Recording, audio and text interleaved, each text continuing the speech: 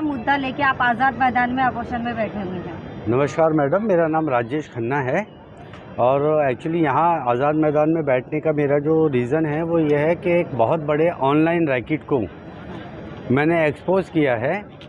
ये एक बहुत बड़ा रैकेट है जिसके तार विदेशों से जुड़े हैं और इस रैकेट का जो मास्टरमाइंड है उसका नाम है अशोक रेशमलाल शर्मा। वो एक भारतीय नागरिक है और पिछले 6-7 साल से दुबई और थाईलैंड में बैठ के बहुत सारी फेक क्रिप्टो करेंसीज़ के नाम से कंपनियों को भारत में लेकर आता है और भारत में हज़ारों लाखों लोगों को बहुत सारा प्रॉफिट दूंगा ये बोल के उनसे इन्वेस्टमेंट करवाता है और बाद में कंपनी 6-8 महीने में कंपनी में पैसा डलवाता है और कंपनी बंद हो जाती है, ये भाग जाता है ये। तो इसी तरह से मेरे एक दोस्त के द्वारा मेरी जानकारी में एक कंपनी आई थी, उसका नाम था FVP ट्रेड। इस FVP ट्रेड कंपनी में मैंने मई 2022 में इसके अंदर मैंने कुछ लाखों रुपए का अपना इन्वेस्टमेंट किया था। इन्वेस्टमेंट करने के 2 महीने बाद ही ये कंपनी बंद हो गई, यानी भाग गई और झूठी इन्फॉर्मेशन कंपनी के वॉलेट के अंदर आने लगी। जो एप्लीकेशन है कंपनी का, उसमें झूठी इन्फॉर्मेशन आने लगी कि कंपनी में ऐसे एंटी इंटरनेशनल मनी की इंक्वायरी बैठी है, ये वो। तो 2-4 महीने में कंपनी में सब नॉर्मल हो जाएगा और उसके बाद में आपका जो भी पैसा है वो प्रॉफिट के साथ आपको वापस मिलेगा। खैर ऐसा कुछ हुआ नहीं, तो मैंने काफ़ी इंतज़ार किया और मास्टरमाइंड जो है वो दुबई में बैठ के इस रैकेट को चलाता है, दुबई और थाईलैंड में बैठकर। तो फिर मैं इसी केस के सिलसिले में मैंने मास्टरमाइंड से दुबई में काफ़ी टाइम बातचीत की। फिर मैंने जो इस FVP ट्रेड का इंडिया का लीडर था नावेद करके, जिसने मेरी अशोक रेशमलाल शर्मा से बात करवाई थी, व्हाट्सएप वीडियो कॉन्फ्रेंस पे भी 2022 अप्रैल में बात करवाई थी, तब मुझे अशोक रेशमलाल शर्मा ने ये बोला था कि मैं इस कंपनी में डायरेक्टर पद पे हूँ और आपको जितना पैसा इन्वेस्ट करना है आप इसमें इन्वेस्टमेंट कीजिए और अच्छा खासा प्रॉफिट के साथ आप कमाइए इसके अंदर। तो मैंने पैसा डाला, बाद में कंपनी फेक निकली। तो इसी सिलसिले में मैं दुबई गया। दुबई जाके अशोक रेशमलाल शर्मा को ढूंढा, उससे वहाँ मिला, उससे बातचीत की, तो उसने वहाँ मुझे पैसा देने से इनकार किया मेरा और मुझे ये धमकी दी कि मैंने उसको एक्चुअली पहले कहा कि मैं मुंबई जाके तेरे खिलाफ़ कानूनी कार्रवाई करूँगा। तो उसने बोला तुझे जो करना है कर ले, मुंबई की पुलिस कोर्ट कचहरी में टके पे ख़रीदता हूँ और मुंबई में कोई भी पुलिस या कोर्ट कचहरी मेरा कुछ नहीं उखाड़ सकती, तुझे जो करना है कर ले। वो खुलेआम वहाँ पे धमकियाँ दे रहा था मुझे। तो फिर मैं 2-3 दिन के बाद में मुंबई वापस आया और मैंने करीब 1.5 साल इस आदमी के बारे में, इसकी पूरी छानबीन की, इसके पूरे रैकेट के बारे में छानबीन की और फाइनली 1-1.5 साल के बाद मेरे हाथ में बहुत सारे ऐसे सबूत लगे जो इस आदमी के इस रैकेट को पूरी तरह खोल के रख देते हैं। इसके रैकेट का पूरी तरह मैंने भांडाफोड़ किया और मार्च 2024 में मैंने Charkop police station Kandivali west में वहाँ इसके खिलाफ़ कंप्लेंट फाइल की। कंप्लेंट के ऊपर ये इंडिया में आया हुआ था दुबई से, बोरीवली में इसका घर है, अपनी फैमिली के साथ वहाँ रहता है ये जब दुबई से आता है। तो बोरीवली में मैं पुलिस को मैंने कंप्लेंट दिया मार्च में। फिर 10 अप्रैल को पुलिस मेरे साथ इसके घर पे गई, वहाँ पे ये घर पे बैठा था। पुलिस ने इसको पुलिस स्टेशन बुलाया दूसरे दिन।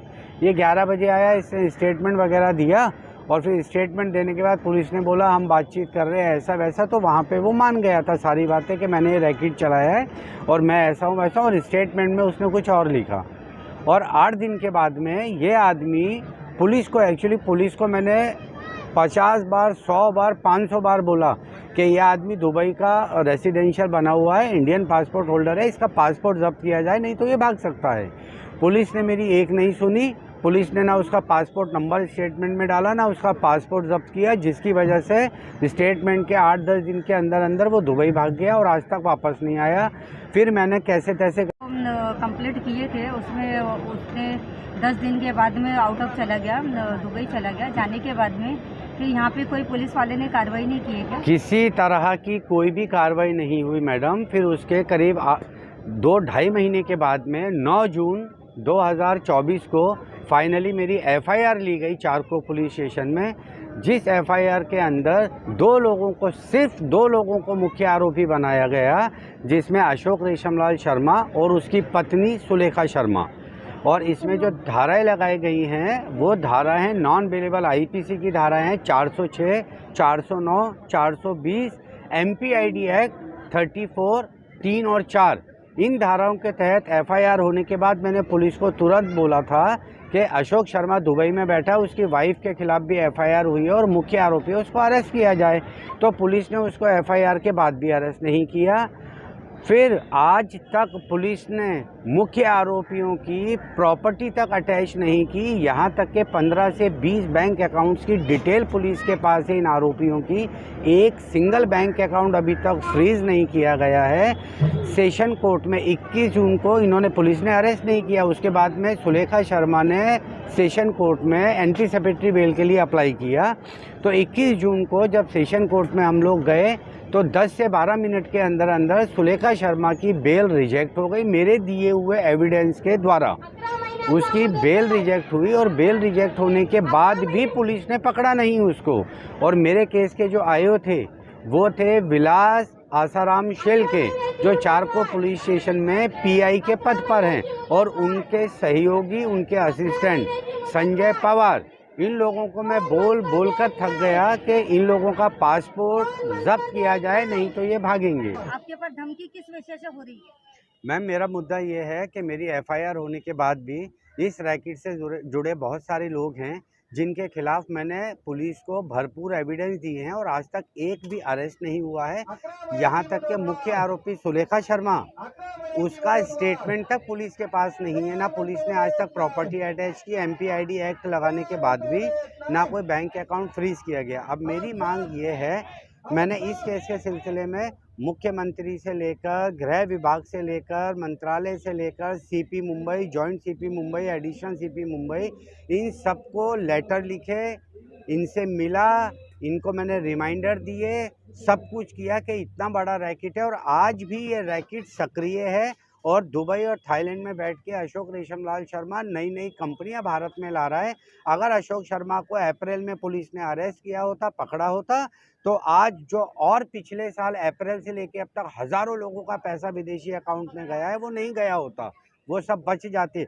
और जो भी कंपनियां उसने पिछले साल अप्रैल के बाद जो कंपनियों को भारत में लाया है, उसके एविडेंस भी मेरे पास में हैं।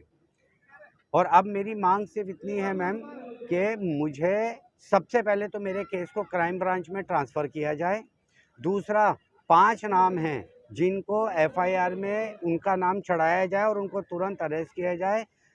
पहले 2 मुख्य आरोपी अशोक शर्मा और सुलेखा शर्मा हैं, और उसके बाद जो 5 नाम है वो है नेहा शर्मा, अशोक शर्मा की बेटी, अभिषेक शर्मा, अशोक शर्मा का भतीजा, चंद्रकला कुरापाती, जिसके अकाउंट में मैंने पैसा डाला, नावेद, जो FVP ट्रेड कंपनी इंडिया का लीडर था, नावेद, और एक है इसके अंदर नवीन टाक, जो अशोक रेशमलाल शर्मा का दोस्त है, जो NGO वगैरह चलाता है कुछ ये अपना जयपुर राजस्थान में।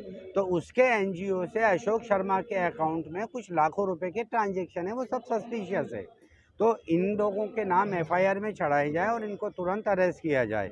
किसी न किसी तरह इनडायरेक्ट इंस्टाग्राम पे दुबई से बैठकर अशोक शर्मा कुछ वीडियोस डाले थे उसने बीच में, जिसमें इनडायरेक्ट तरीके से मुझे डायरेक्ट धमकी दी जा रही है कि मैं इस केस से हट जाऊं, नहीं तो मेरी जान को खतरा है।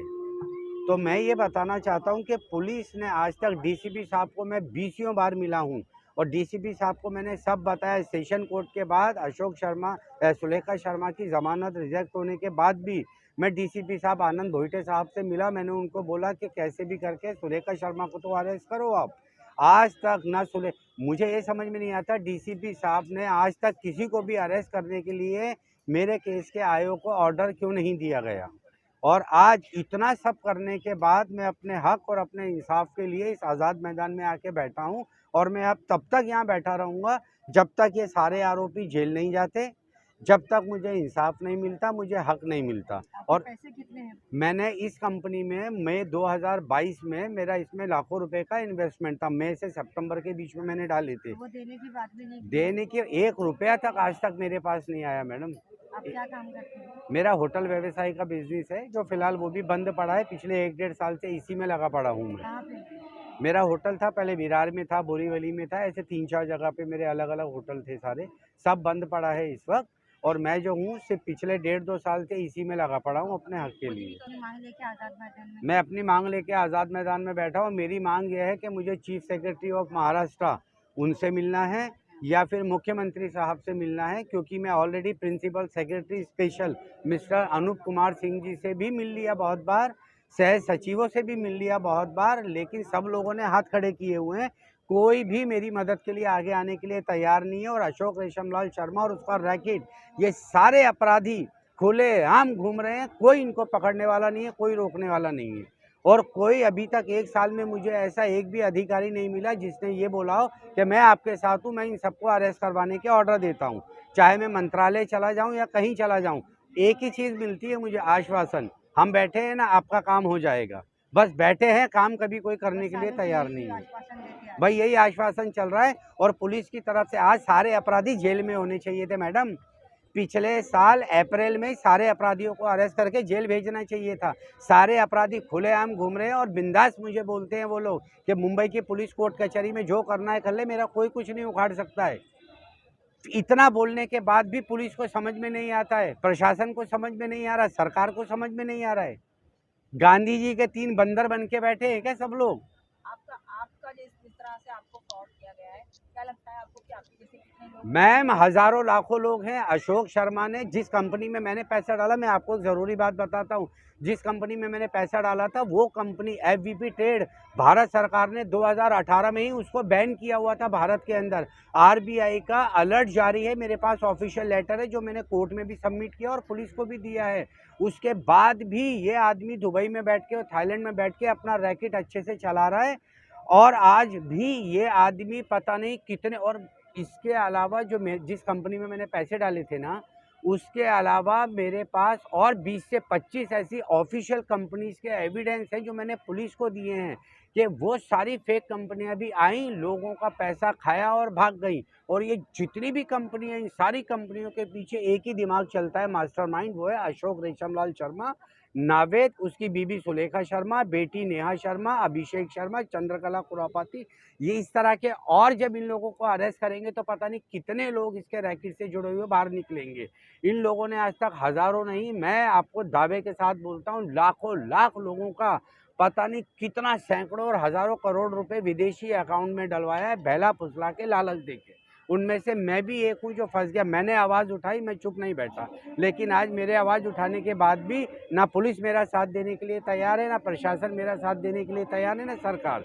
लेकिन मैं छोड़ूंगा नहीं, जब तक ये सारे आरोपी जेल नहीं जाएंगे, ना तो मैं चुप बैठने वाला हूँ और ना मैं किसी को छोड़ने वाला हूँ। ये बातें हैं जो मैं मीडिया में डिस्क्लोज नहीं कर सकता हूँ, वो बातें सिर्फ मैं किसी ऐसे बड़े अधिकारी को बता सकता हूँ, जिम्मेदार आदमी को, इस केस से जुड़ी हुई। ये जो सच है ना पूरा मेरा, इस सच के पीछे एक और ऐसा कड़वा सच है जो शायद अभी तक किसी को पता नहीं है। जब वो सच पता चलेगा तब पता चलेगा कि ये क्या प्रॉब्लम है, ये क्या मैटर है, ये कितना बड़ा केस है। अभी इस चीज़ को कोई सीरियस ले नहीं रहा है। जैसे, अच्छा एक बात हो, जैसे ही मैंने ये 3 महीने पहले मीडिया में सारी चीज़ें निकाली हैं, तो डीसीपी आनंद भोईटे साहब ने मेरा केस आनंद फानंद में चारकोल पुलिस स्टेशन से उठा के मलाड पुलिस स्टेशन में ट्रांसफ़र कर दिया और मुझे बताया तक नहीं गया कि आपका केस यहाँ से वहाँ हम लोग ट्रांसफ़र कर रहे हैं। तो मैंने तो कभी बोला नहीं, ना मैंने कभी मेरा केस ट्रांसफ़र करने की मांग की। तो मेरा केस ट्रांसफ़र क्यों किया गया? मुझसे फ़ोन पे भी नहीं पूछा गया, मुझे बुला के बताया भी नहीं गया और मेरे केस को उठा के ट्रांसफ़र किया गया। सुलेखा शर्मा सेशन कोर्ट से बेल रिजेक्ट होने के बाद आज़ाद घूम रही थी, उसने हाई कोर्ट से इंटरिम कैसे ले ली? ऐसे बहुत सारे सवाल हैं मैम, 30-40 सवाल मेरे पास हैं जो मैं पुलिस के आगे रखूंगा। एक सवाल का जवाब पुलिस दे नहीं पाएगी मुझे ठीक से। अशोक शर्मा का लुकआउट नोटिस निकाला गया है, लेकिन लुकआउट नोटिस का फ़ायदा क्या है? 1 साल से वो आदमी फरार है, कोई ठोस कदम नहीं उठाया गया उसको अरेस्ट करने के लिए।